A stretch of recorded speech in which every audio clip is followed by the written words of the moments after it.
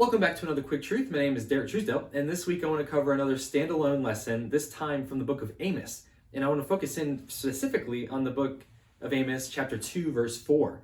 And what Amos is really doing, he's an Old Testament prophet, and he's speaking out to Judah. And he's saying, he's prophesying against all the other countries around them, saying they're doing these wrong things. They're doing, they need to be fixed or they're going to be punished.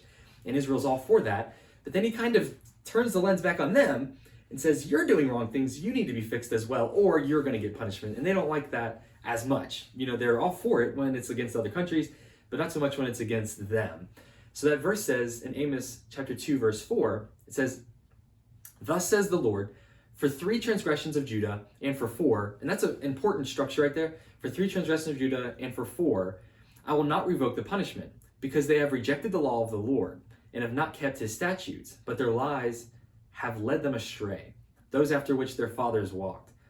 So as you look at that, they are saying for 3 sins or transgressions, they're for 4. And that's the way the whole first chapter goes. It says, this country, he says Damascus and a bunch of different places. He says, for these things that you've done, 3 sins and for 4, you're not going to escape punishment because you're doing it and you're not repenting of it.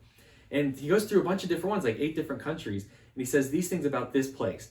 And they need to be punished because they won't turn back from what they're doing. So then he does this progress. He does the same setup for each one. So there's some similarities in that way, and there's some differences as we go as well. And one that seems to stand out amongst them all is betrayal. It seems like that's an important thing through here. So maybe somewhere in Judah, someone's betraying someone. It doesn't necessarily say. But it just goes through here with this setup. And what's interesting about it, though, is that as he goes through each country, he doesn't list 3 or 4 sins for every place.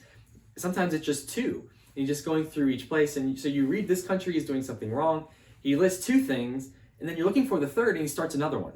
And that's kind of a literary style that Amos is using here. And it's helping you to look forward to the next thing, because you're wanting to see that 3rd or 4th thing, and then it just jumps to the next one.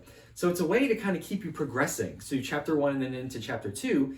And this is the whole point of the message here, to keep progressing from the other countries until you get to Israel. So the people that are listening to Amos, he's saying, this country's doing bad. They need to be punished. Like Israel saying, yeah, that's true. They do need to be punished. They're doing all these things against us.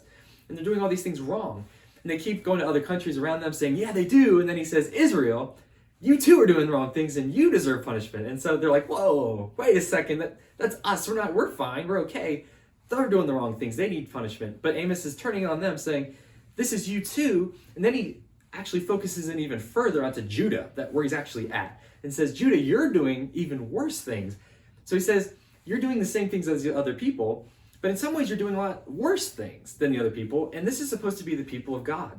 You're supposed to be following God, and these other people don't have the same God, and yet in some ways you're worse than even they are. So that's the message of Amos. He's saying, you were supposed to be the people of God, and you're sometimes acting worse than even the people out here, and they're going to be punished, so imagine we're also going to be punished if we don't turn from our ways. And that's the message of Amos. And what we can learn from that is that, when we are hearing about other people doing wrong, and we see other people doing wrong, and we say, yeah, they need to change, or they should be punished because they're doing wrong. They're doing wrong. They need to be, punished. And when we hear a lesson or we read the Bible and we think like, I might be good on this. I don't really need to fix that area of my life, but this person, he really should, or she should really hear this part of the Bible. They really need it. They're doing wrong, or they should be punished for what they're doing wrong. And what we can learn from this is that sometimes in our own lives, even when we think we're good on something, we can still use some time to analyze ourselves in our own heart and say, like, is there really something wrong here in my own life? Because that's rare to do. Our reaction at first is sometimes just look out and see other people, what they're doing wrong, and like, yeah, they're not doing it the right way. But how often do we take time to detach from all that and say, like, in my own heart, am I doing things right? Like in this area, is there any way that I can do better? And that's a very important thing to do, because as Jesus says, sometimes we strain at the stick in someone else's eye when we ignore the log in our own eye. Like we're doing it wrong, but we see them doing a little bit wrong, and yeah, we'll get them for that. So we can be blind to it, though, in our own lives. So do we take time to sit down and say, is there something in my life that I can fix in this area? And even in the things that you think you're good in, we think we're straight in this area. We have no problems here. It's not something we need to focus on.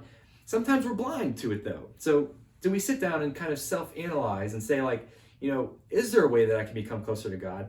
And that's really what Amos is telling us here. To have those times, to look at ourselves and say, is there somewhere that I can be fixed? Can I change my life in any way? And that's really a blessing from God in that we can never be too close to God. You can always kind of grow in that direction. And that's really sanctification, just growing into the image of Christ. And there's always room to do that. So that's a quick truth from the book of Amos. Thanks for watching. God bless, and I'll see you next time.